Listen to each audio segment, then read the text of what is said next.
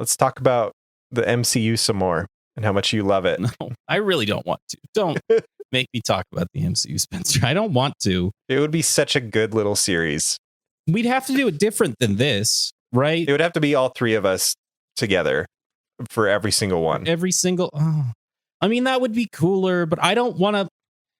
I feel like Eric now. Like if you drag Eric into watching the 5 episodes of the show, he would hate it. I don't know how else you do it. Okay, so in the MCU, are there like milestone movies? Technically, I guess you could call the Avengers the milestone movies. Okay, so you watch up to the milestone movie, you and Eric, and then you give me the recap, and then we watch the Avengers one together.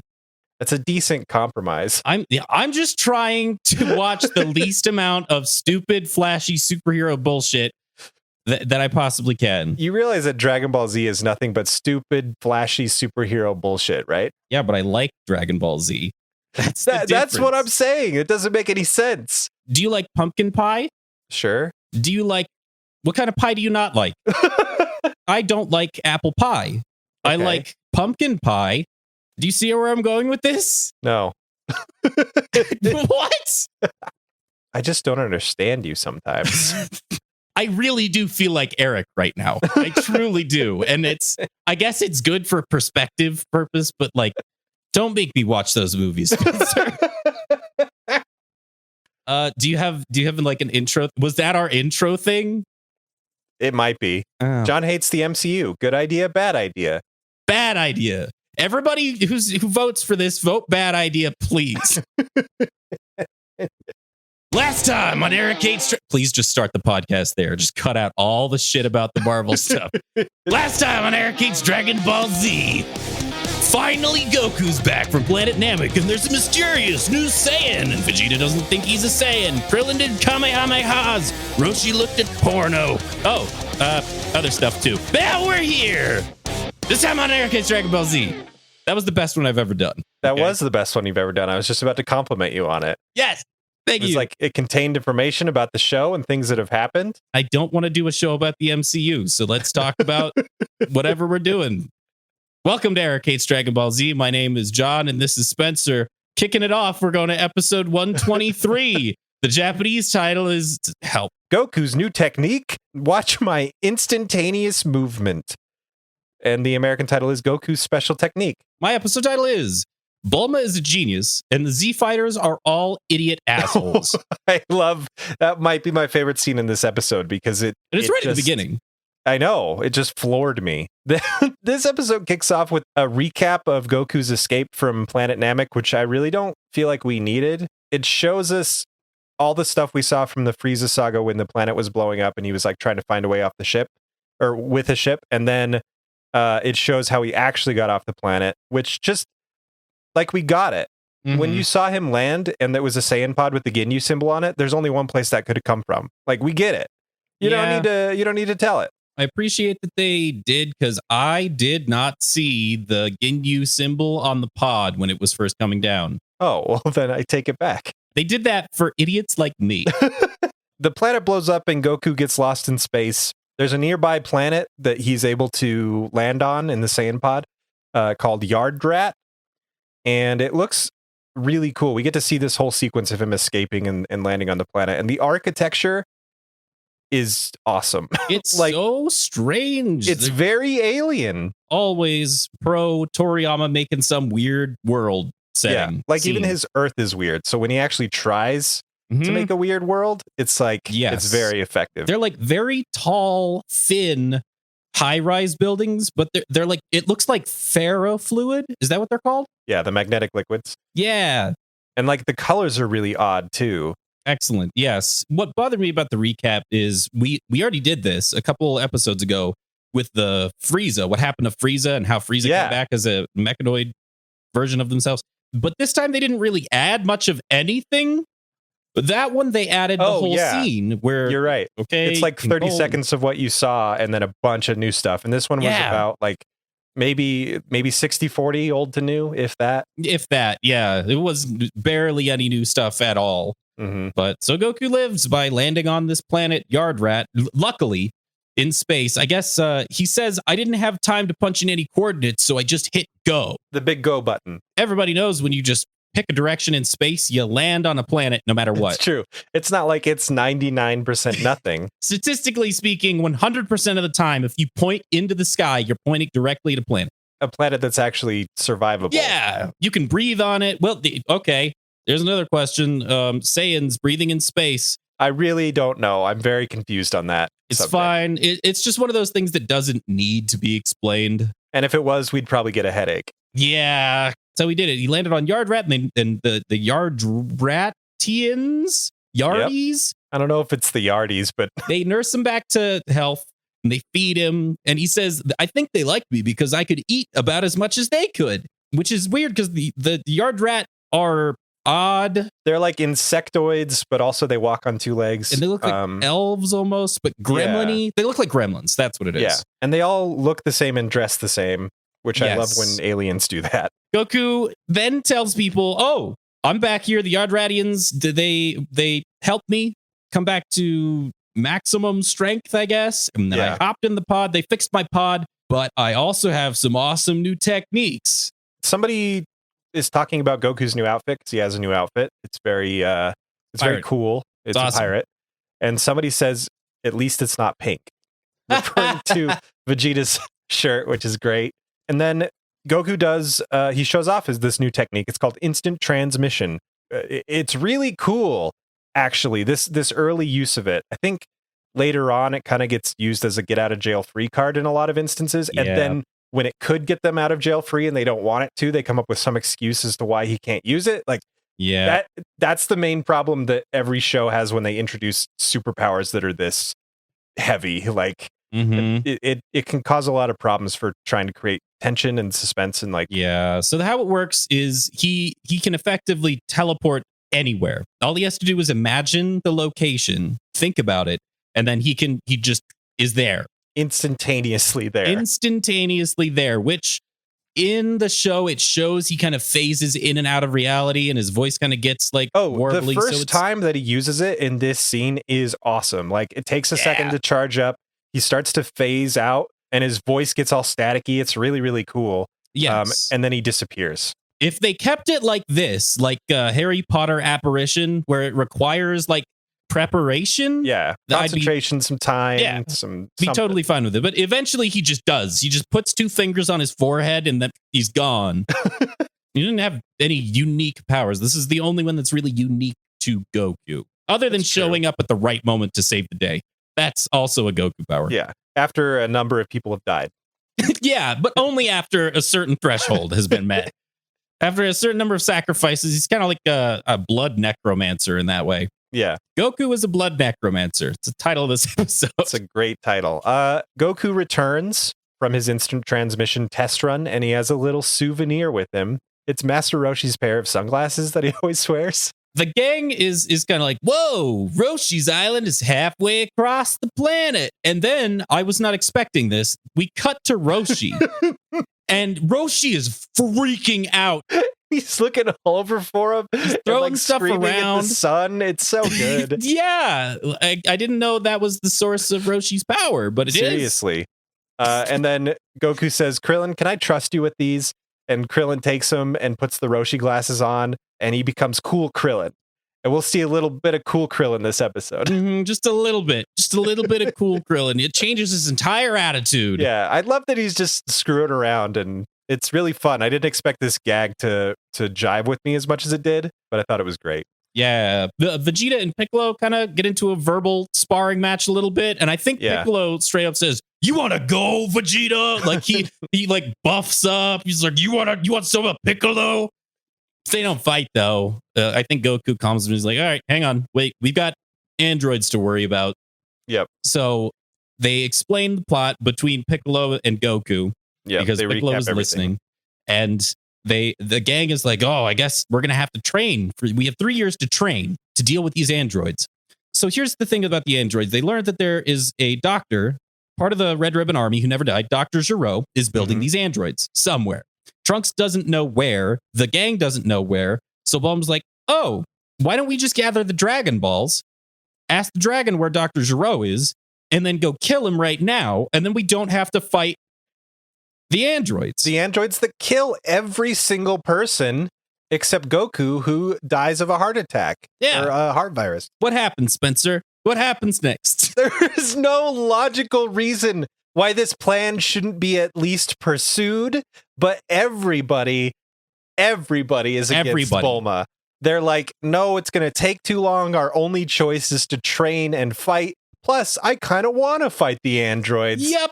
I actually kind of want to put the entire world at risk. It'll be great. And plus, we have 3 years. We got to spend them training, not fighting some stupid Dragon Balls, Bulma. By the way, Bulma, what are you going to do for the 3 years that everybody's going to be training? That's right. Nothing? Oh, that's cool. Well, have fun with that. Don't go find the Dragon Balls with your dragon radar that detects exactly where they are across the earth. It's so ridiculous. Like, I don't think they knew when they were dubbing it how dumb the things that everyone was saying are.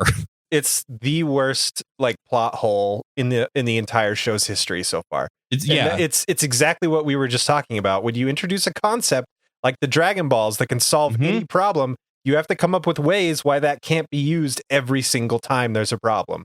Yeah. And they kind of tripped on it. Yeah. Everyone fights back against Bulma. First, it's Yamcha. Yamcha's like, I don't know, Bulma. I don't think that's such a good idea. We can handle those androids. Yamcha's saying that. We can handle the androids. And in this episode of this podcast, we'll learn how dumb that is of Yamcha to say. And then Tien is like, nah, that's a bad idea, Bulma. Sorry, I just don't think. And Bulma turns to Krillin as like a last resort, like, you're on board with this, right? And Krillin turns around to everybody's like, nah, I just don't see how we could make that work, Bulma. It feels very out of character for all of that. For everybody. Actually, I would buy Yamcha. I would buy Vegeta. Yeah. I would buy Goku. I would not buy Bulma being okay with it, and I wouldn't buy Gohan or Krillin. If Bulma was given agency to do whatever she wanted, she would just do that anyway. She would go off on her own. She'd be like, I don't want to risk my life. What the hell? And then she'd get the Dragon Balls and do it on her own. But she can't because the gang is going to train for 3 years, and it gives her ample opportunity to check out Vegeta's pecs. Maybe that's what it was. She's really distracted by that. Ultimately, Goku's official reason for not wanting to do this is because Dr. Gero has not done anything wrong yet. If you kill him before he makes the androids, technically he had committed no crime, so he's fine. That would be almost acceptable, but Dr. Gero, as Trunks said last episode, did horrible things, and Goku had to fight him already for being a bad guy, and then just let him go. It's the worst, most egregious scene of the last 5 episodes and the next upcoming 5. It's the most like, come on, please. All of my notes are in caps for this section. So after that, let's just move on because this is frustrating. So after that, Vegeta gets all really pissy and cranky and flies off because he wants to punch Goku a lot, but he can't. They've agreed to be on the same team, and Vegeta's not happy about that. So he's like, I'm definitely against everyone here. I hate you all. And then he flies away. Flies away and asks Dr. Briefs, who gets a fair amount of screen time in these 5 episodes. These 5 episodes are like, I was so happy with Dr. Briefs in these. Yes. This is great. He's like a guest star. He becomes a full-on secondary character, more than Tien. Did you notice that? So here's a short version of what happens. The next series of episodes is a giant training montage, which I love. It's amazing.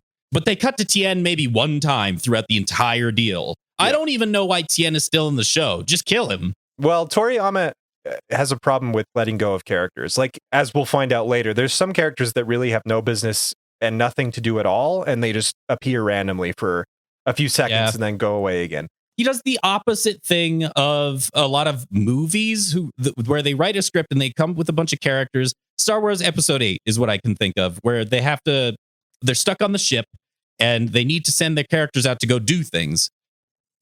Nobody really cares about what Finn and Rose are doing. So they're like, we'll send them to Casino Planet for the stuff. Like, they come up with these random things for the characters to do just so they can be in the story. But Dragon Ball Z doesn't do that. Instead, they give the characters nothing to do and then occasionally cut to them to remind you they exist. Yeah. So everybody decides they're going to fight together, but they're going to train separately. So we're gonna see you in 3 years. May 12th. Don't be late. If you don't think you can be in, don't show up. Simple as that. Tien and Chaozu leave together. Yamcha goes with Bulma, I'm pretty sure. Yeah, I think so. Vegeta flies off on his own, and then Goku walks to Piccolo and says, "Hey, I'm going to need a sparring partner. Let's train Gohan." And Piccolo's like, "I love punching kids. Yeah." So they go train. Well, first they have to go get the okay from Chi-Chi. Right. And we cut to Chi-Chi just giving Goku the best dressing down ever. Because he kind of deserves it. He just got back from being dead. Yeah, and he wants to go off for 3 years to train with her son. The kid, yeah. And she says, "I don't want our son growing up without an education like his father did." And Goku just accepts it because that's exactly what happened. Goku's like, "But we need him to punch robots, though." So I can see both sides of the coin. The chief point is that he's just a kid, and he should just be being a kid. But he's also like the most powerful person on the planet next to Goku. Yeah. If he's properly trained, and he has saved the world before. So in a universe where stakes like that actually exist, I can see why you might want to forgo some of the education. Mom and dad are fighting. Dad is 51% correct and mom is 49 because the planet's gonna die. And Goku says to Chi-Chi, "Look, it'll be fine," and pats her on the back and just blasts her through a wall by just like giving her a little pat on the back. And he goes, "Oh, I don't know my own strength." And she goes through a wall, through a tree. And he's like, oh no. And then it like hard cuts to her getting bandages. And she says, "Okay, you can train Gohan." So I guess that's how you convince. That's not a good message to be sending to kids. It's such a bad message. All they needed to do was say, "Okay, well, we'll train, but like every few days we'll come back here, we'll spend time together, and Gohan can study. And then we'll go train some more. Just be good parents, goddammit." Yeah, but they can't. I wonder what Toriyama's childhood was like. I'm very curious. I wonder if that had anything to do with any of this. Like, I'm curious to know. We should give him a call. Yeah. See how he's doing. And well, he sent me a letter the other day. After the most recent episode aired. Sure. He sent me a letter. Was it in Japanese or English? No, it's weird. He drew like 5 mounds, and in the center is a taller mound. Mm-hmm.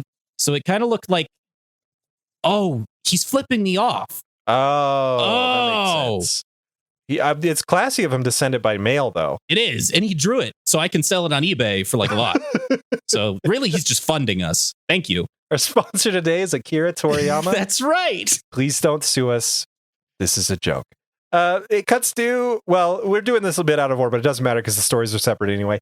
Vegeta goes to Capsule Corp and demands that Dr. Briefs build him a gravity machine so that he can train at 300 times Earth's gravity, because Goku was training at 100 and Vegeta wants to do more than that. He's 3 times better than Goku.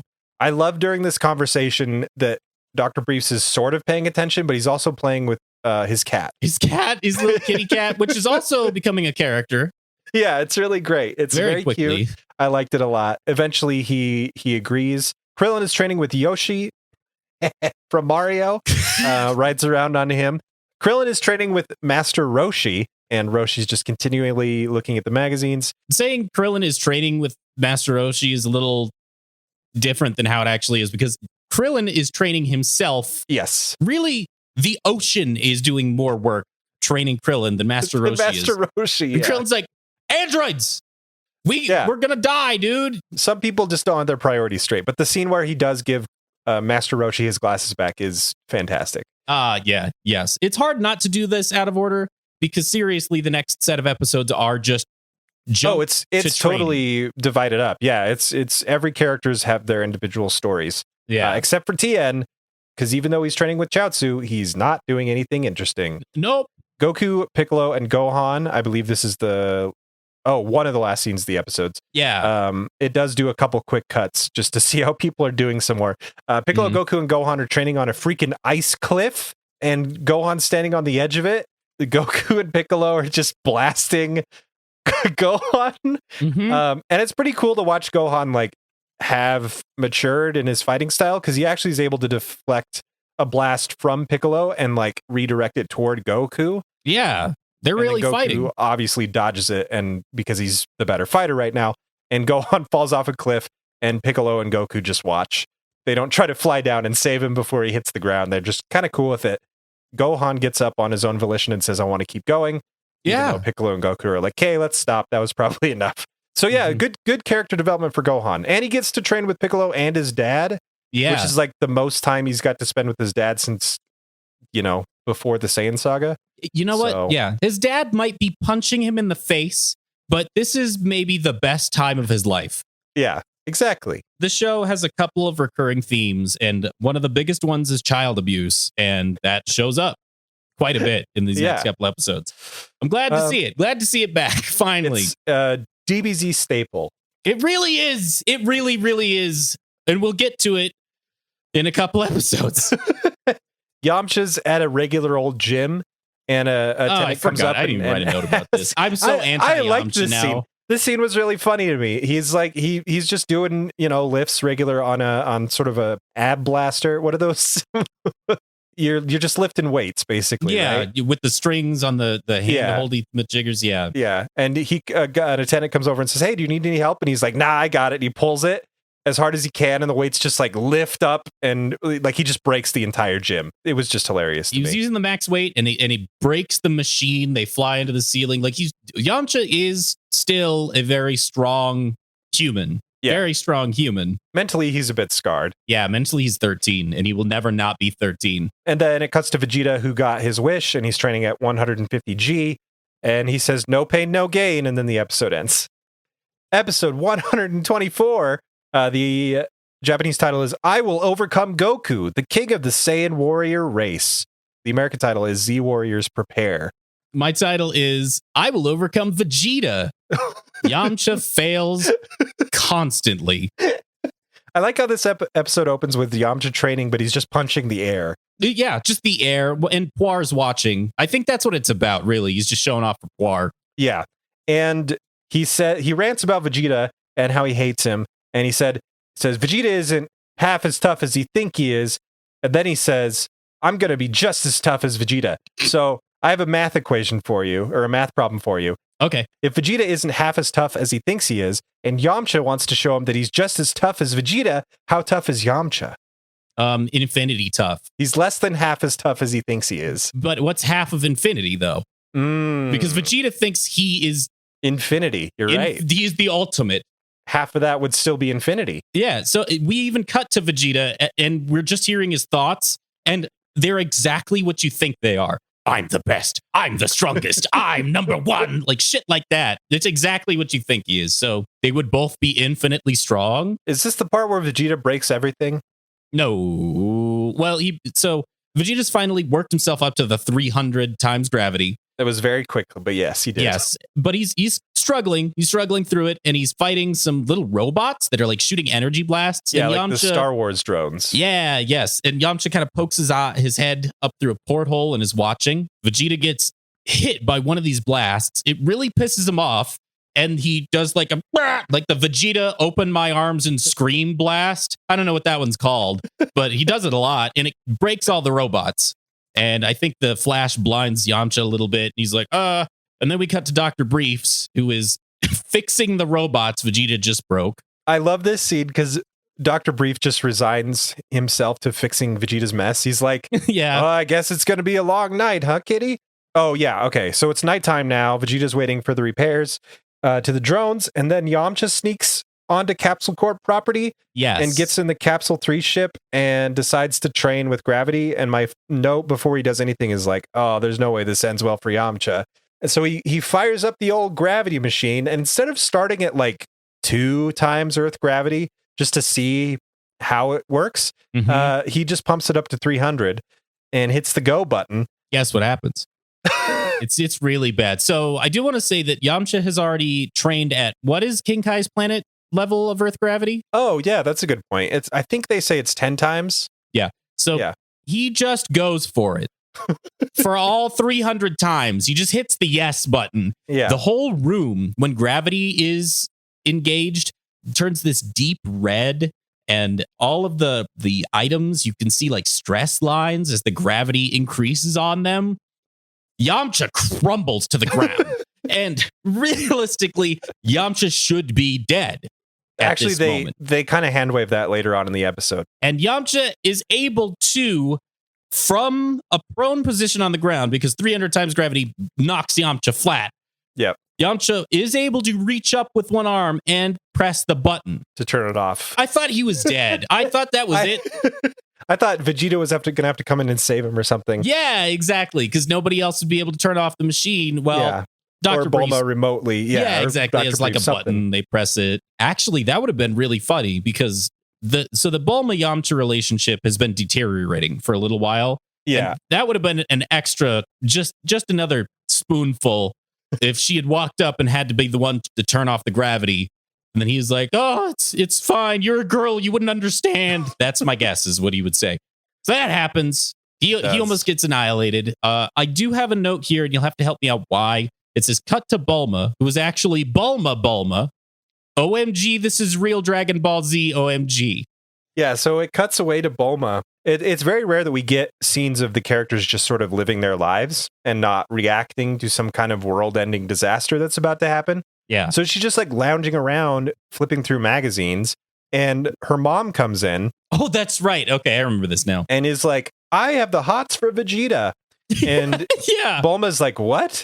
Kind of the point of the conversation is Bulma doesn't know what to do with herself. Like, she feels so helpless just waiting, these 3 years for the threat to come, and like everybody's training, and she just doesn't know what to do with herself. And then Bulma's mom comes in and says, well, if I had a man like Vegeta around, I certainly wouldn't let him go. Yeah, or something like that. A girl would have to be crazy to let a man like Vegeta slip through her fingers. Yeah, exactly. It says Dr. Brief's robot wife. It's a nice little moment between those two characters who honestly don't get a lot of time together. No, yeah, we don't understand Bulma's relationship to her mother. Like at all. Is that even Bulma's real mom?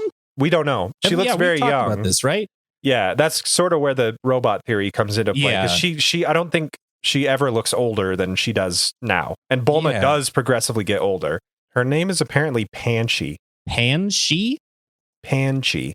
Like Peachy, but Panchi. Okay. Yeah. Well, they can't spell study right, so that doesn't surprise me. In Dragon Ball Z Kakarot, Panchi is instead referred to as Bikini, as in bikini briefs.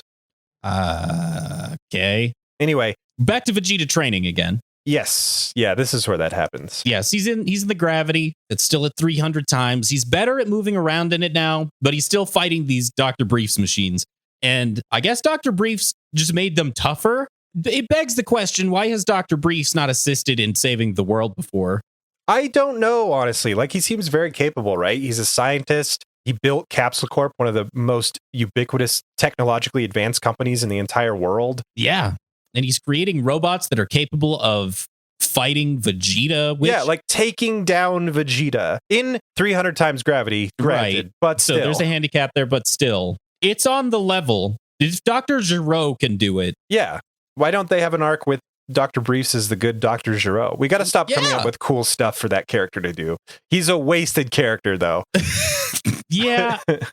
I'm hoping somebody listens to this and then actually writes out a series of scripts, and then a very talented animator named Akira Toriyama sees them and decides to produce all these ideas. There's some really cool like offshoot manga, one where Vegeta gets sent to Earth instead of Kakarot, the one where Yamcha ends up being the Goku of the series. That's an interesting one. Yeah, they're not penned by the original or even like anybody close. It's all fan-made stuff, but it's still really well done. That's cool. Yeah, so I'd like to see the Dr. Briefs version. So anyway, Vegeta's getting blasted by these machines. He does the same thing that he did before, except even more explosive, and it explodes the gravity machine. Like the entire ship just goes up. Explodes, yes. And everybody sees it. It's Yamcha and Puar, Bulma, Dr. Briefs. They all notice the explosion. Bulma and Yamcha run out to figure out what's going on. Bulma's really super concerned because the thing that her mom said however many months ago is just ingrained in her head now. And so it's incepted inside of her, and she's got the hots for Vegeta now. Yeah. And so they dig him out, and Bulma's like, you got to rest. Go to sleep. Take a break. He says, I take orders from no one. And then a boat horn sound effect goes off and he hits the floor. He just is out. Super good. After that, we cut to Piccolo, Goku, and Gohan. And they're training. So in the scene, Goku and Piccolo and Gohan are all fighting. It's actually Piccolo and Gohan versus Goku this time. Yeah. They're kind of teaming up against Goku.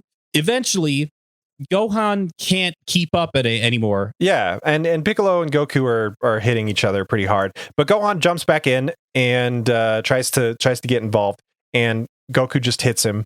And then we cut to Vegeta in bed. Vegeta on a ventilator. On a ventilator, yeah. He's basically in a healing pod without any water in it. Dr. Brief says the best line in the episode, which is, the only thing he hasn't bruised is his eyebrows. Yeah. Somebody at Funimation who did the dub was like, this is my guy.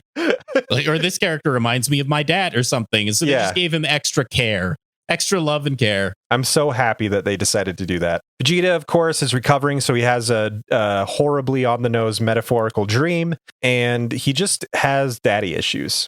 Like, that's what we find out in this episode, is that the entirety of Vegeta's character was ruined by his father, because no son of mine would ever dare to be even less powerful than the elite. Well, he doesn't say it like that, though. His dad is actually really kind and nice to him in the dream, which I want to believe is just a flashback within a dream. He's really nice to him. He's like, one day, son, do you see these other Saiyans that are going out? They're the low class. You're not like that, son. You're one day going to be the best. You have strong genes. I get it. It's a nice delivery, but it's not good to do to your kid. Yeah, exactly. The kid is going to internalize that and which is what if they can't? Yeah, what if they can't live up to that standard? And so Vegeta, before he finishes healing entirely, goes back into the newly repaired gravity ship and cranks it up to 400 times gravity instantly. That's right. Well, before that even happens, he wakes up and he notices Bulma is by his that's bed. right. She's sleeping right by him, like on a desk. She fell asleep watching him. They're doing a really good job of building up this relationship. Having just revealed it a couple episodes ago, they've got a lot of tiny little moments between these two characters that are just nice. And it's never in your face. It never gets shoved down your throat once. It's wholesome as it possibly could be. Yeah, with these two big alpha personalities. Yeah, exactly. They had their work cut out for them selling it to the audience, and I think it works. Yes. So I do want to mention the color palette adjustments as they're fighting in different environments, because it goes from Vegeta fighting in training in the pod or in the machine at 400x gravity now, doing one-armed push-ups, and then doing one-armed handstand push-ups. Yeah. He's just doing crazy Vegeta shit. The colors are all really deep crimson red because it's 400x gravity. It's so strong now. There's so much gravity. So much gravity. Interestingly enough, it's the same shade and hue that Goku is when he goes Kaioken. Oh, that's cool. So I don't know if that has anything to do with it, but maybe that's they're under stress. They're whatever they're going through is very stressful. And then it cuts to Piccolo and Gohan and Goku, and they're fighting at dusk. I think it's sunset. Yeah, it's sunset. It's freaking beautiful. It really is. It's the a background gorgeous is beautiful, and their colors are affected by the light itself. This doesn't always happen. Where either they're in light and their colors are at 100% hue or whatever, 100% brightness, or they're in dark and they just add a kind of a filter, like a little tinted gray or whatever. That's it. They don't usually do these color palette swaps for everything that happens. And they've been doing it, and I really, really appreciate it. It's funny. Nice. I have really shitty eyesight, really bad eyesight. And it's one of my favorite things is paying attention to the art and the animation of this show. Which, speaking of the animation, for all of the training scenes, it's really good. They're not even, it's not this is a pivotal battle for the sake. I mean, it is, but it's training for the pivotal battle, and it has incredible animation. It's really, really good. I really genuinely enjoyed watching surprised. these episodes. Yeah, There's not a lot to complain about, to be honest. The only couple things I want to mention before we leave this episode behind is while Vegeta's training in 400 times gravity, there's a shot of him just spinning in the air like a clock. And it just focuses on it for like a weirdly long time. I don't understand the point of it, but it's hilarious, and I'm going to post a GIF of it at some point. It's pretty incredible. I guess if you could fly and you're training in increased gravity, I suppose like that's some sort of energy control thing, maybe? Yeah, I guess I could see it. But it's also hilarious to look at. And the one little hand wavy thing that they do to this ridiculous gravity stuff is that when he turns it to 400, there's a little warning, and a voice comes over the intercom and says, this level of gravity exceeds human tolerance levels. Yep. Which makes sense why Yamcha survived when he was in 300, and hits home the point that Vegeta's really pushing himself, but he's also a Saiyan, so he doesn't have to worry about the tolerance levels. Anyway, it's a tiny little thing, but like it kind of sold it for me. Yeah, I think Dr. Brees even says those Saiyans, they're made of something else or something like that. He does say something like that. Yeah, something similar. Bulma pops up in like a view screen while Vegeta's doing the spin. And they have a little back and forth there where she's an alpha personality and he's an alpha personality. She's saying, you need to stop, you're going to die. And he's saying, shut up. That's it. That's all he says. Let me spin. That's it. I think that's the end of the episode. Yeah. Episode 125 is just the best. The Japanese title is License Mastery, Goku's Newest Trial. And the English title is Goku's Ordeal. Wow. That makes it sound so much more intense. I know. It's not. It's not. It's a great episode. And so my title is, it's this one. Because I didn't, I'm watching it and I'm thinking it's going to be more training montage. So we start this episode off with Chi-Chi being chased by a boar. Like she's got groceries in her arms and she's running and she's being chased by this huge boar. Like it tears one of her grocery bags and it gets hit in the face with eggs and carrots and stuff. She kind of like turns a corner really fast or stops and then it goes off a cliff. Mm-hmm. But she's had an ordeal. It should be called Chi-Chi's ordeal. I agree. And while that's happening, Goku's just lying down by the bank of a river staring at the clouds. It's like, the best juxtapozition ever. That one looks like somebody I know. That one looks like Master Roshi. Yeah. Poor Chi-Chi. And I think after Chi-Chi ducks the boar, she says, we need to get a car. Yeah, I wish I had a car or something like that. Yeah. And then she yells at Goku, and I actually think she has a point. They just don't have a car, and so she has to walk everywhere while he's out training, and she's like taking care of the house and all this stuff. They try to get Piccolo involved in the argument, and he's just like, leave me out of this. I don't want to, not a part of this at all. He's doing his Piccolo thing where he's standing like twice the distance away from everybody else is there from each other, and he's got his arms folded up against a tree or something. He's doing the Piccolo thing. She gets home with the groceries, puts them down. Goku and Gohan and Piccolo come in. Oh, that's right. They just immediately come in. They immediately come in as soon as she gets home and throw down their dirty clothes. And they're like, all right, we're going to take a hot bath and relax. What's for dinner? Yeah. Oh, my God. What are you going to make us for dinner, woman? And she gets so pissed off. Absolutely rightfully so. It explodes on him. The end result is she orders Goku and Piccolo to go get a driver's license. She orders them to, and Piccolo's afraid of Chi-Chi, rightfully so. I guess he's roped into this as well, somehow. But, okay, here's my question to you. She wants to get a car. Why do they have to get a driver's license? Well, there's a lot of plot holes to get us to the fun in this episode. I don't mind because it's a filler episode. And you're allowed to bend the rules of reality for the sake of fun. And this is one of the last fun episodes we'll have for a while. So I was totally on board. So Chi-Chi should just be able to drive a car, and she's her parents are rich enough, and she's presumably rich enough because they've won so many martial arts tournaments, and she knows. Okay, fair enough, but she knows Bulma, who is the head of the daughter of the person in charge of Capsule Corp. Mm-hmm. She should be able to get a vehicle if she wants one. Right. Yeah. Just ask Bulma. That shouldn't be a problem. We've seen Bulma flying so many different vehicles. It should be her getting the driver's license. If she has a license already, she should have very easy access to a vehicle. I think she probably does have a license. Anyway, Yeah, I think it's more about she's pissed off that they're being irresponsible and just they're not playing helping around out all day. Yeah, exactly. And she almost murdered by a boar, so she's on one. She wants them to take some kind of responsibility for the household, which is fair. The other thing is, I'm not going to bring up this point because I think it's hilarious and it actually comes up later. So we cut to the city. Goku and Piccolo have donned street clothes for the first time in a while. Goku's dressed in like a sort of a Fred Flintstone, like a reddish patterned button-up shirt that looks kind of neat. And Piccolo's dressed in the most ridiculous outfit that maybe we've ever seen on the show. Yeah. Goku's like, where did you get that ridiculous getup? And I think he says, I got it out of your closet. Yeah, your wife gave me these from your closet. That's right. So he's wearing a purple and yellow shirt that says Post Boy on it, which is just fantastic. And he's got a hat that says Goku. It says Goku on it with 2 U's. It's the best. And it looks exactly like the Kulilin hat that Krillin was wearing. It's like the exact shape and colors and everything. It's the best. So apparently at one point they both got hats with their names on it. Yeah. I don't understand the story behind it, but it's the best thing in the world. Just having fun. Yeah. Like, hey, let's get hats with our own names.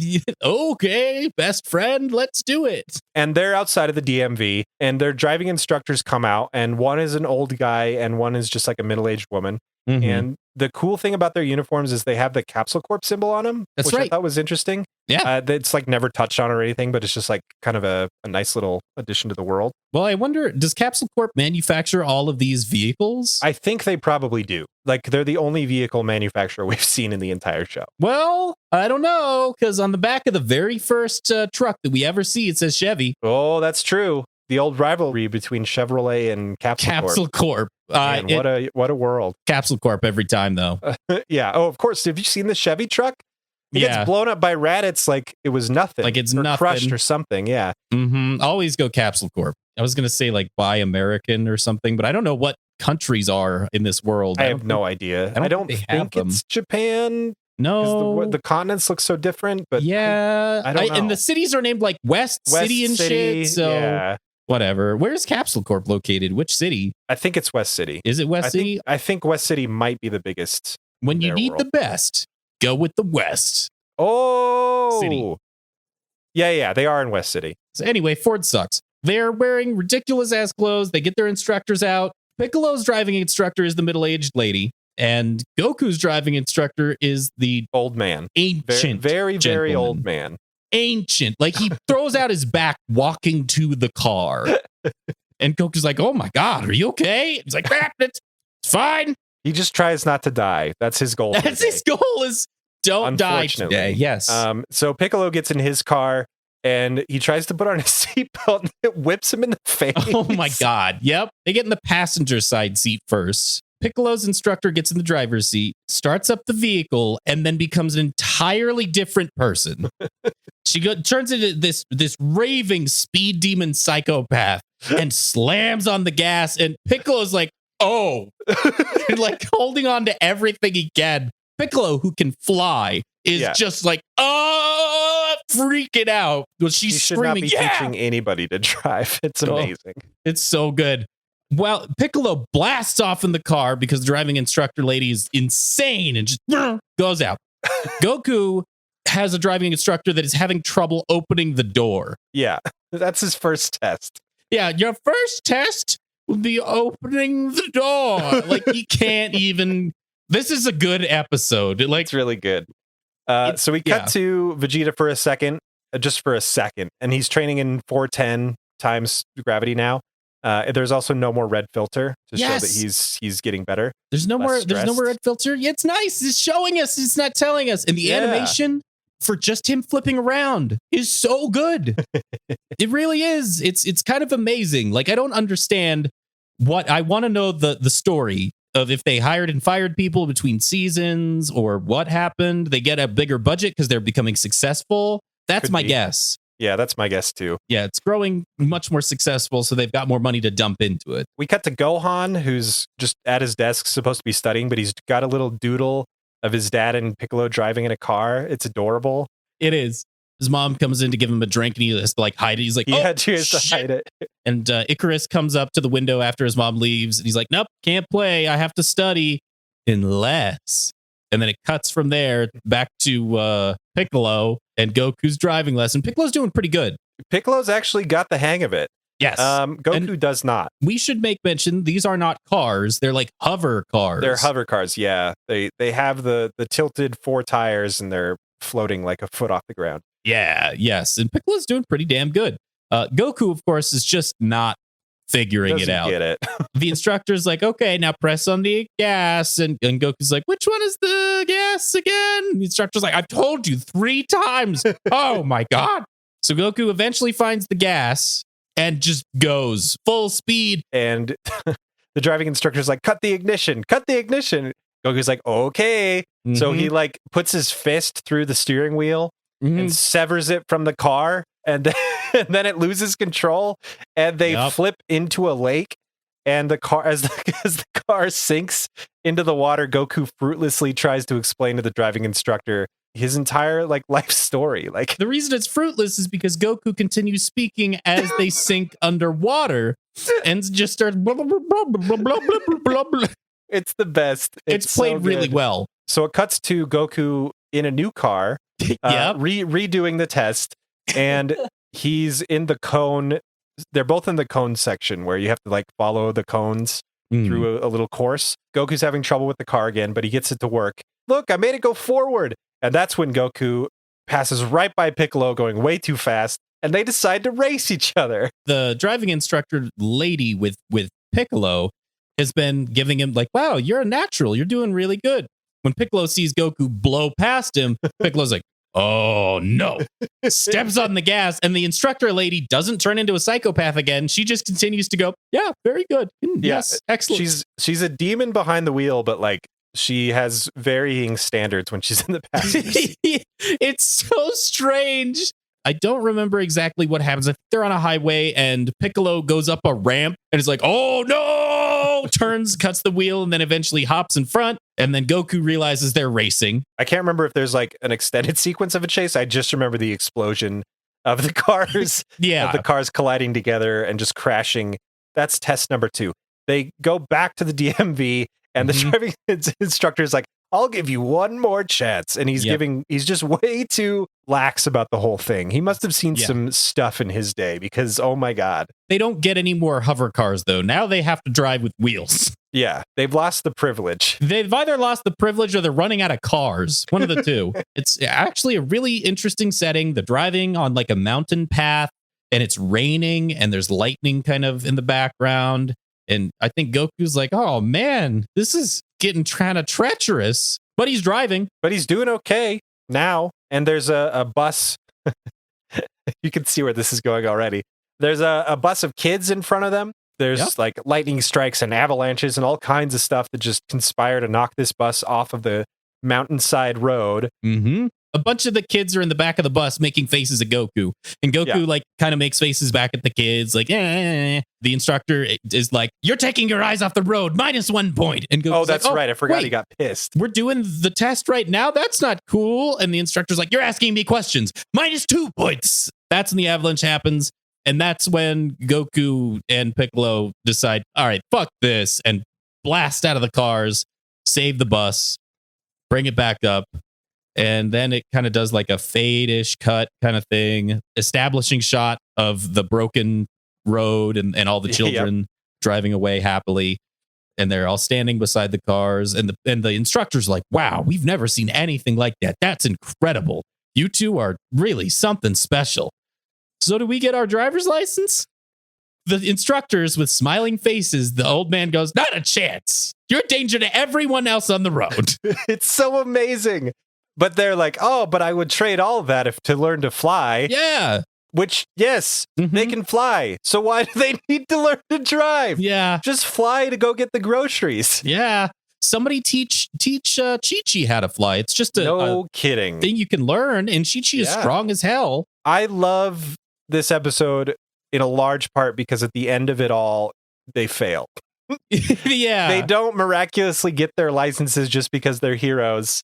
They didn't do the thing good, so they don't get the thing. That's right. And they have to go own up and tell Chi-Chi that they both failed. They both failed. And she even, after Goku says it, she's like, you too to Piccolo? And Piccolo's like, like he has to admit that they couldn't do it. It's really nice. And then we get a narrator interlude. So weird. Yeah. This is the episode where they do that. It cuts suddenly to 3 years later, and we get this establishing shot of Goku's house. And there's a car out front now.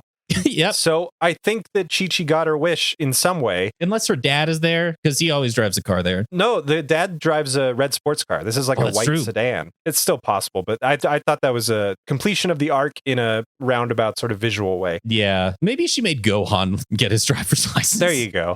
But yeah, the narrator says that it's been 3 years and they're going to go fight the androids now. Yes. Just like that. I think it did a really good job of showing us that period of time, at least in the 30 minutes that we watched.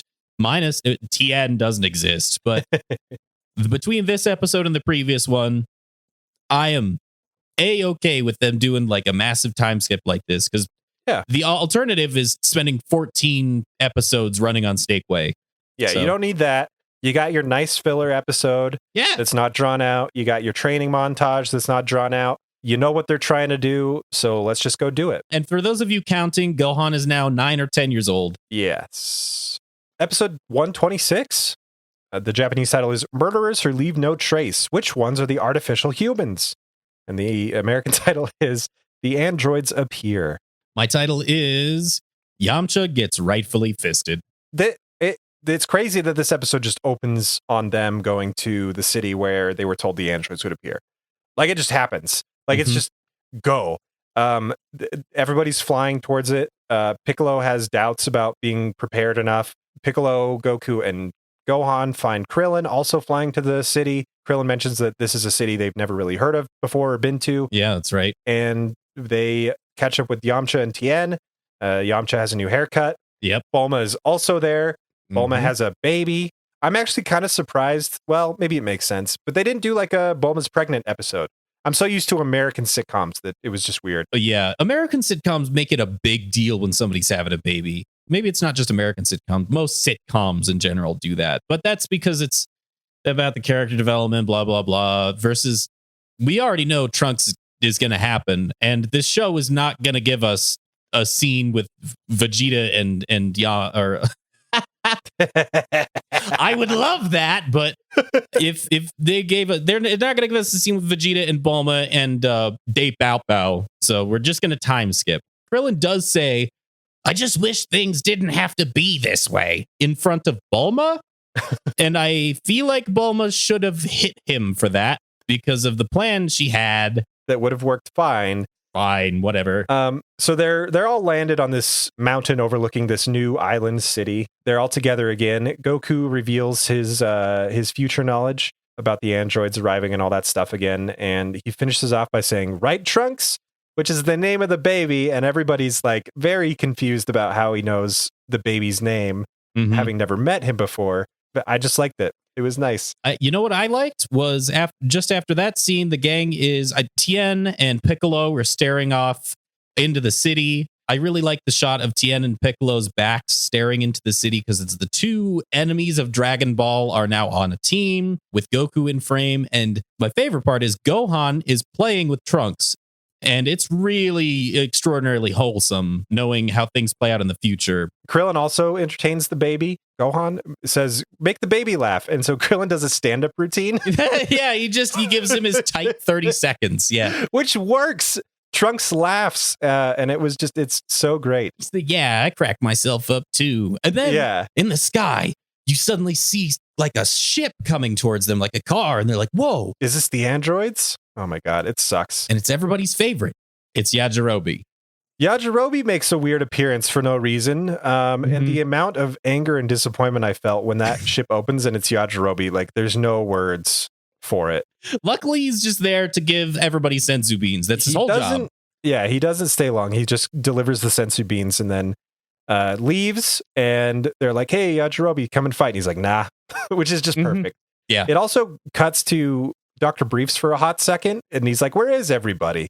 and he goes to Trunks' baby room. And he's like, Grandpa's home. I've got a new toy for you. And he doesn't see him. So he's just like, well, I'll just sit here and wait. And then he takes out the toy and starts playing with it. Yep. Which is just perfect. Yeah, it's like a Jack in the Box, but it's like an extra Dragon Ball Z Jack in the Box. Yeah. So it like even scares Dr. Briefs when he hits the button. It's so good. It's pretty great. So Yajirobe takes off, and this scene you probably got some pleasure out of.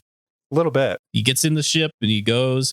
The gang's like, we don't even know what to look for. And then suddenly, explosion in the sky. And Yajirobe's ship starts going down. Yep. And they see just 2 dots fly into the city. It's 2 figures in the sky next to the explosion. Yeah. And they fly down into the city, and they're trying to figure out where they are. They're like, is that really the androids? And Gohan is the only smart one who's like, maybe we don't know because we can't sense their power. Because they're androids. And that it blows everyone's minds like, whoa. Yeah. So now the gang is in the same position as Frieza was, which is kind of a neat little role reversal thing. I like it's a cool change up. Yeah. Yeah. So one of them said, we'll just have to go down there and find them the old fashioned way with our eyes. All right, gang, split up and search for clues. And they do. And there's a really nice shot of all 6, 7 of them just into the city. Oh, by the way, Vegeta's not here. Yeah, they actually don't know where Vegeta is. Yeah, nobody knows where Vegeta's at. Bulma says, I don't really keep tabs on the guy. Last I saw, he was training. So we don't know. And I actually legitimately don't remember. So there's some cool shots of just people, city life, Dragon Ball Z Planet Earth city life. There's one guy on a hoverboard. So this world apparently has hoverboards. Our heroes are all scattered around the city looking for this villain, talking to people and trying to find anybody that looks suspicious. And Krillin touches down in front of a random guy, and the guy freaks out. Yeah. There's a wonderful little touch of reality where the guy just totally freaks out. Krillin's like, hey, have you seen anybody weird? And the dude's like, yeah, you're flying. You were flying, dude. And he's got the surfer thing going on. And Krillin doesn't really pay him any mind. We know the androids are walking around because for the second time in a couple set of episodes, a new character or set of characters is revealed by cutting to their shoes. You only see their shoes. You only see their shoes just walking around. And you know what? To be fair, they're like just triangles. They look like very, very strange. Yeah, gesture shoes if you cut off the bell. They're weird. You get to see a couple other cool things, like a couple walks in the foreground holding hands, and they have a matching shirt that just says bird. There's just the word bird on their shirt. I didn't even notice and they each have one. It's really good. You know what that is? That's the equivalent of getting a tattoo that says beef and broccoli. It totally is. That's what it is. I'm pretty sure. They just seeing it from the other side. Yeah. Oh, it's so good. It really is. Maybe that's how they view it in Japan or Korea when they see an American with a tattoo that says like alphabet or something ridiculous. Exactly. So Gohan rescues Yajirobe from the water. He's still alive. He's fine. There are a couple people in this city that are talking about like, hey, did you see that explosion? That was wild. Nobody could have survived that. Yeah. So like just a nice little connection there. And it shows these 2 creepy dudes in the street that are wearing the Red Ribbon Army logo. Mm-hmm. And I couldn't help but wonder if they were the androids everybody was looking for. Yeah, but the people that are looking at the explosion have no idea. And one of them turns around and sees the 2 creepy dudes and is like, hey, did you see that explosion? That was crazy. These are the androids. Just FYI. The way they look is their color scheme is yellow and black with some white outline kind of stuff going on, like white accents. One is a very elderly gentleman. Very old. Very old. Like big white mustache. Yeah, still looks kind of strong. And has a weird fez, like a really tall fez. He's got that on his head, and they've got the puffy shoulders and the black vest. Like they're really odd. It's very weird wardrobe. The other one is this weird, creepy doll looking thing. Yeah, he's rotund. He looks like his skin is made of porcelain. It looks like if you palette swapped Chaozu and King Kai. Oh, that's actually a great explanation. He does kind of look like that. And he has a weird pointy hat. Yes. It looks like a yarmulke with a spike on it. Yeah, like a World War I trench hat. Yeah. It's weird. It's way too small for him. They both have bright, like almost gray blue eyes. Good job making them creepy. They are. They look very villainous and like I don't like them. No. Instantly, I don't like them. They don't talk. They say don't anything. they don't monologue. They don't do anything. They just start attacking people. Right outside of course, the famous gas station, the Onion gas station. Is that what it said? The gas station said, well, we do have gas stations in America called Shell. Yeah, that's a good point, actually. So it's not too far off. The old guy holds up his hand and you can see a weird gem in the center of it in his palm, which will be explained later. So there's a guy that's like, hey, get out of the road. Get out of here. The weird guy goes over to the honking car and just puts his hand in. He's standing right in front of it and pulls out the entire engine and lifts it up with one hand. Then he goes around to the dude in the driver's seat, grabs him, and pulls him out of the car. But when I say pulls him out of the car, I don't mean through the driver's side window. I mean up through the roof. Yep. The thing that broke through the metal was the man's head. And it does a close-up shot of the guy struggling. And his head is destroyed because he just got yanked through the car. Super brutal. This isn't the first time we've seen super strong people swim through metal, though. Just the second time. But it has happened before. Yeah, it's just like Nappa swimming through the army vehicles. Yeah. But this is like a civilian car. It's crazy. Yeah. I like this a lot. Yes, with no words, no monologuing. It's much more intense. So the guy screams and Yamcha hears it. He's the closest one. Yeah. So he runs over there. The androids at first are in the air scanning Yamcha, realize, oh, this is Yamcha. It's not the target that they're searching for. So Yamcha's like looking around, trying to figure out what happened, and turns around and sees the androids behind him. Doesn't know it's the androids and says, hey, look out, you guys. There's some weird ass androids running around. They're causing all kinds of problems. He really just yells, they're here. Yeah. And then he runs over to him. Oh, really? That's it? I'm pretty sure that's all he says. You mean I superimposed all that other stuff? I think you might have, yeah. We're finally combining the two things that we like about Dragon Ball Z. It's the world setting is now being impacted by the super dudes. So Yamcha gets grabbed in the mouth by Android 20. That's the android's names. The rotund one is 19. The old one is 20. Grabs Yamcha right around the jaw and lifts him up in the middle of the street. The semi driver sees there's people in the street, and that's when he turns real hard to try and avoid it, crashes into the Onion station and explodes. And that explosion alerts everybody else in the city. I really, really like these shots of everybody else in the city because you can tell where they are and how far away they are because there's like this giant explosion, this smoke rising from the city. You can map it out sort of where everybody ended up and how far they have to go before they can get there by the backgrounds, the art. Yeah. So it actually plays like a cool, instead of just looking cool, like it actually plays a part in the story a little bit. Yeah. I thought that was really fun. Yamcha is now silhouetted by fire. Yeah, it's like the entire background is just burning. It's just burning. And so it's Yamcha, hand over his mouth, absolutely gonna die.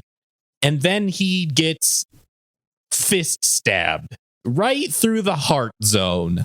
And it's pretty brutal. It is. And it's like really prolonged and awful. And Yamcha's just kind of sitting there helpless. It's horrible in that it's done really well and you feel terrible. Like, oh, shit's going south already. That's the end of the episode. We end before we find out what happens to Yamcha. But let's find out what happens to Yamcha because episode 127 is the last one we're going to cover today. The Japanese title is The Cold-Blooded Number 20's Hideous Atrocities, Goku's Super Transformation of Anger. The American title is A Handy Trick. That's a good one. That's a nice comparison. Excellent one. Mine, this is the fifth one. I'm just so happy we're back to actual real Dragon Ball Z that my title is the sentence that I just started a second ago. That's a great one. Thanks. More excruciating Yamcha death as he's just discarded in the street. Oh, there's so much blood now. There's a lot of blood. There's so much blood coming out of Yamcha, and it's pooling on the ground. And the gang gets there, and they're just seeing 20's hand through Yamcha, and the blood. The fire rages on in the background, and the music plays. And the music is super good for the androids. It's like it's great.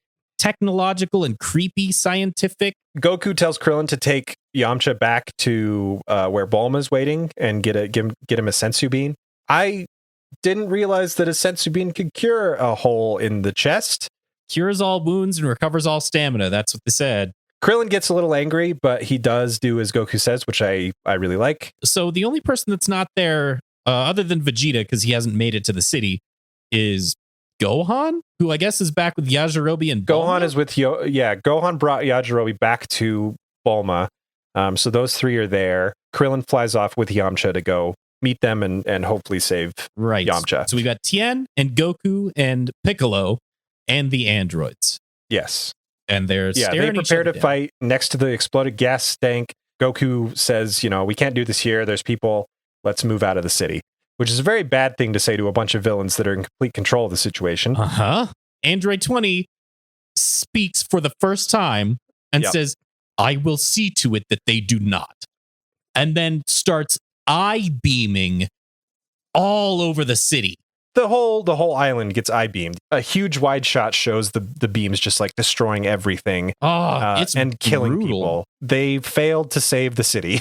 Yes. They didn't do what they were supposed to do. Well, Goku stops him from completely annihilating the city by just charging him and punching him in the face. Yeah. And so he's gotten like 60% of the city because he's doing like a good old clock comb. 19 dodges the shot by ducking in a really funny way. Just the way he moves, everything about that character is just so odd. Really. But yeah, Goku socks the old man and his hat flies off. Yep. And it reveals the coolest reveal that we've seen in a long time. His brain is exposed and under a piece of glass on the top of his head. And he puts his hat back on. Nobody really mentions it. I think it comes into play later. But nobody really mentions it. And I love that nobody over explains it or over talks. Oh, it's great. Oh, so they must be biological. No, it just happens. There's no dialogue that is unnecessary. Yeah, it doesn't need to be there. Yeah, the way 20 picks up the hat is very robotic. And we saw that gem in his hand. Yes. Made of metal. Like we're putting the pieces together ourselves, and that's good enough. So we cut back to Yamcha and the rest on the ledge, and Yamcha is fine. His clothes have a hole where his hole used to be, but now it's just flesh again. So the sensu being worked. There's a random shot of this little kid crying for her mom, and then the mom runs over and saves the kid from getting crushed by a piece of falling rubble. The whole island is trashed at this point, and I really like the just tiny little touches of the Earth stuff is my favorite thing in this show when they show it. It really is so goddamn good. So Yamcha drops the androids can absorb energy bomb at this That's point. right. When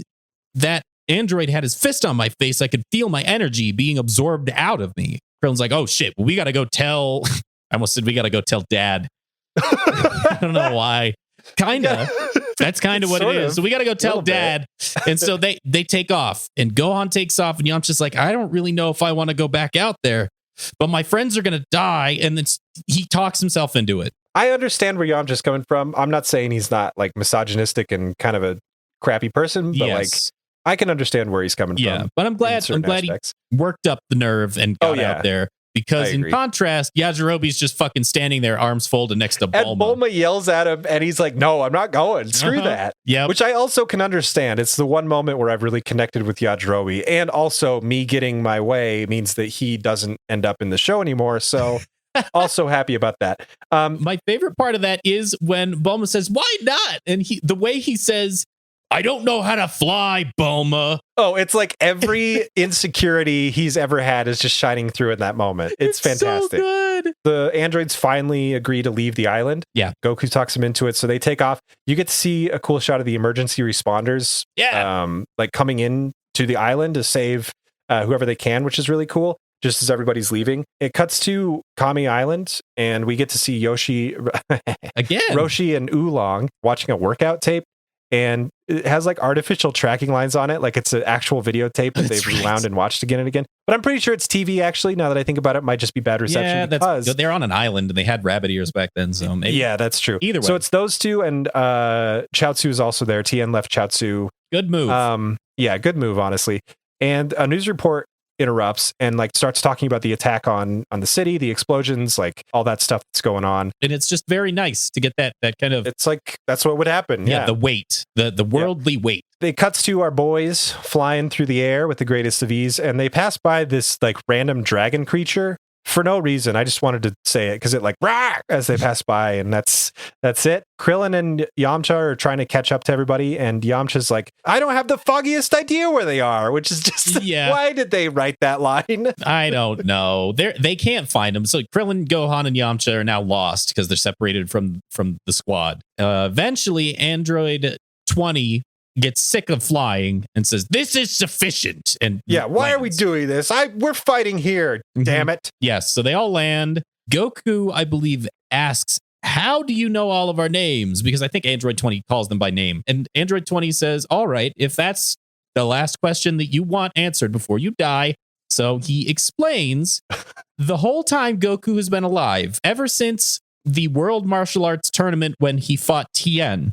In Dragon Ball. Back in Dragon Ball, there has been a little ladybug following him around, recording and transmitting all of his combat data. Piccolo, all the way up to the Saiyans coming in. Apparently, that little ladybug had sufficient information after the Saiyans came, after the Vegeta fight, first Vegeta fight, that Dr. Gero could then build the perfect robots to defeat Goku. I don't like that part. It's so dumb. They could have come up with like one of 100 explanations of how they got the data on Goku and everybody. Yeah. Just analyzing, battlefields, energy signatures. But you didn't like the drone idea? No, I hated the drone. Really? It's so stupid. I accepted the drone as being, if only because the world has already so many strange, robotic, unique things, and it's just a surveillance camera that follows the guy you're trying to kill. I guess, but like it just adds so much weirdness. I would have been way more on board if they had said like, we had this bug on you that was transmitting data to us, and then we were making this anti-Goku robot, and then for some reason it got disrupted and destroyed a few years ago. We stopped receiving data, but we don't need the data. We're here to kill you. Because they know that he went to Namek, and like that's the ace up their sleeve. But the reason that the good guys have that ace up their sleeve is that they just stopped recording the data because they thought that they were ready. Like if you were watching Goku grow from that young and realizing how much more powerful he gets every time there's an enemy, I just think they could have come up with a better explanation for not tracking him through Namek, for not knowing that he's a Super Saiyan, because that's the big secret that's revealed here. Yeah, so the big secret that's revealed is they didn't get the data from Namek, so they don't know that Goku can turn into a Super Saiyan. I don't know. I guess this is the first time we really disagree on like a plot decision, because I am perfectly cool with that. It gives our heroes the edge for the time being. Well, sure, but it makes the villains look dumb because they're just like, we got enough. But it is the Red Ribbon Army, though. You have to consider what villains we're actually talking about here. And true. The Red Ribbon Army is not exactly known for being geniuses. I mean, they can build strong robots. I guess Dr. Gero specifically. Yeah, it's fair. It's a fair point. That's the only, like, if taken at face value and I've never seen the show before, I'd be like, that's dumb. And I can see what you mean by it's dumb. It's a ladybug and it's followed just his whole life. He's never known. But you can also explain it. It's like, okay, they can't sense the ladybug's energy. It makes sense that if that character has a vendetta, they'd just be following him around. So I'm okay with it. It's a lot.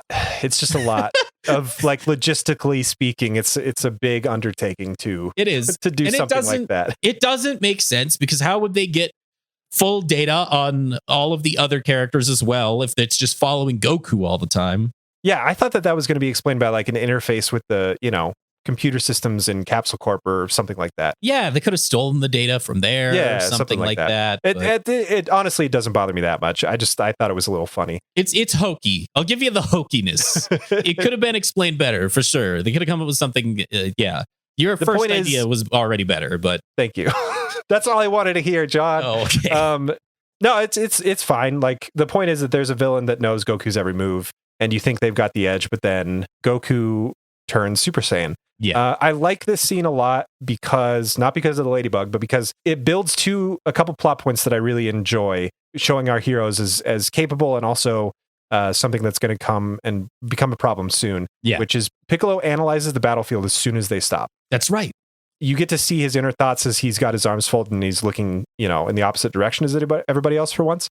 And you understand what he's doing. Like, he's like, okay, we got cliffs here. They could hide behind there if they wanted to. This place is mostly deserted. Like, he's just analyzing it, trying to come up with the strategy and trying to figure out what their strategy is going to be when the fight starts, which is great. He's the team's tactician. He's the strategist. That's who we don't see enough of that. I really admired. And then when they stop flying initially, Goku's just randomly out of breath a little bit. Yeah, and Tien notices and is like, whoa, was he out of breath just from flying? Yeah, that's weird. He's been spending 3 years eating Whoppers? What's going on?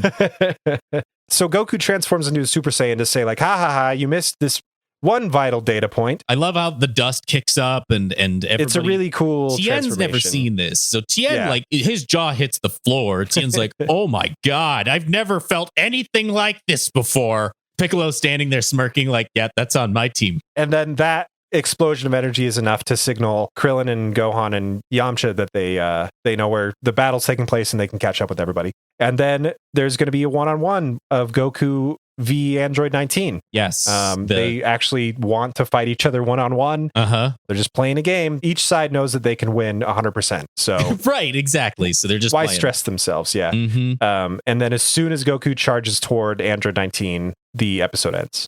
I'm really excited to get into the next ones. I had to stop myself from continuing to watch so that we could record this episode. And as soon as we're done, I might just watch the other ones.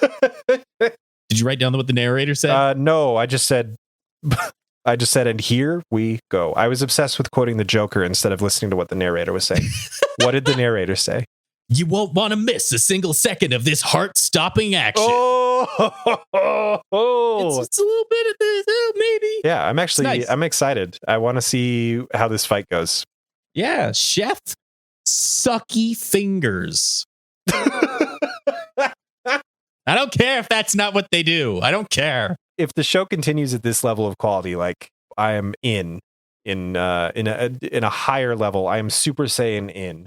Because we're watching these like 5 or 10 at a time, so neither of us have any idea what's going to happen next. Oh, sorry. I thought it was more obvious. I shouldn't have been like... No, my phone went off at that exact second, so I was a little distracted. I'm like, John's talking. He won't just randomly stop in the middle of the sentence. We'll find out next time on Eric Hates Dragon Ball Z. Thanks for listening. Episode whatever this is of Eric Hates Dragon Ball Z. Thanks for listening to whatever the fuck we're doing. I don't know who I am. What day is it? If you want to talk about us, give us feedback at all, feel free to email us at mail@ehdbz.com, or you can find us on Twitter using the handle @EricHatesDBZ. We'd love to hear some feedback from all of you and really enjoy getting the fan mail. So please feel free to send us your thoughts. All the music that you've heard on this podcast is done by the incredibly hardworking and talented John Good. You can hear more of his music on SoundCloud under the name Burn7. Eric Hates Dragon Ball Z is a podcast brought to you by the Rocktopus Network. For more entertainment from our team, check out the Tales of Nowhere. It's a tabletop RPG podcast where we take one cast of characters for multiple games and rule sets, and we tell one epic story. Spencer is our DM for this season. We just got started, and things are going off great. Check that out at talesofnowhere.com. Wow, that was great. Did you have to, is that why you wanted me to do the first part, so you could prep that part? No, that came out great. I think it came out great because I did my phone voice. Oh, and so okay. my professional brain kicked in where I'm like, don't slur your words and act like a dumb asshole. Actually say it normally, John. Sure. So I did. Pun. Right. We're doing that. Something with Android. Man, usually it's easier because the characters' names are like Nail. Or but we can't. These are just numbers. What the hell's going on? I mean, we could be sitting here going for probably another 10 minutes, and it still won't be the longest amount of time we spent trying to come with. No, yeah, you're not wrong. It isn't.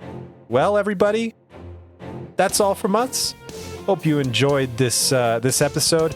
Can't wait until next time. Piccolo. Are we fine just ending it there? Part of me's not okay with that. I was sitting there, I'm like 9 miles off South City. Like, okay. Oh, yeah, that's a great one. Let's use that as a pun. Oh, okay. Exactly. All right. For more entertainment from our team, check us out. 9 miles South City. gas up at the onion station. Yes. But that's not a pun. Yeah, it's just a fun little reference. Onion you next time. What? Yeah, it's not a thing. We'll be back in an episode of 2 weeks, so you won't have to wait too long. We did that. I know we've done that. But I'm doing it again. I think you've gone too far. Oh, that's also bad. I love I'm that when sorry. I come in with the bullshit one, you just save it right at the I don't end. know. No, I'm not saving it. I'm serious. Like, you say one, and then my brain's like, hey, I've got one now. Like, I have to wait for you to come up with one for my brain to work. Like, it forgets what a pun is, and then it's like, oh, right. Yeah, that's it. That thing we hate. We can do that. That's so good. All right, that's better. That's better. That's better. That's better.